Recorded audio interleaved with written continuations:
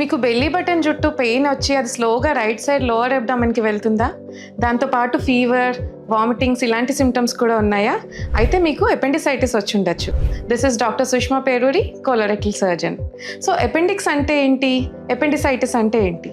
ఎపెండిక్స్ అనేది మన పెద్ద పేగులో, అంటే మనకి కోలాన్కి కనెక్ట్ అయ్యి ఉన్న చిన్న ట్యూబ్ లైక్ చిన్న ఆర్గన్. సో అందులో వాపు వచ్చి ఇన్ఫెక్షన్ వచ్చి ఇన్ఫ్లమేషన్ వస్తే దాన్ని ఎపెండిసైటిస్ అంటాము. సో ఈ ఎపెండిసైటిస్ ఎలా ప్రెజెంట్ అవుతుంది? సో ఇందాక చెప్పినట్టు మోస్ట్ కామన్ ప్రెజెంటేషన్ ఏంటంటే ఫస్ట్ పెయిన్ మన బొడ్డు చుట్టూ వస్తుంది, ఆ తర్వాత స్లోగా రైట్ సైడ్ లోవర్ అబ్డామెన్కి వెళ్తుంది. సో ఎపెండిక్స్ అనేది మన బాడీలో మన కోలాన్కి అటాచ్ అయ్యే పొజిషన్ బట్టి కూడా మనకి సిమ్టమ్స్ వేరీ అవుతూ ఉంటాయి.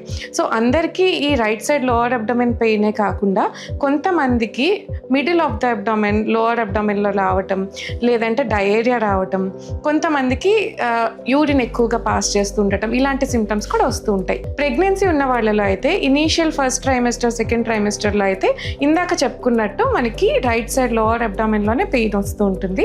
But as the pregnancy progresses ఆ యూట్రస్ అనేది పెరిగి మన ఇంటెస్టైన్ని పైకి పుష్ చేయడం వల్ల ఆ పెయిన్ మనకి రైట్ అప్పర్ అబ్డామెన్లో కూడా రావచ్చు. ఇవి ఎపెండిసైటిస్ సిమ్టమ్స్.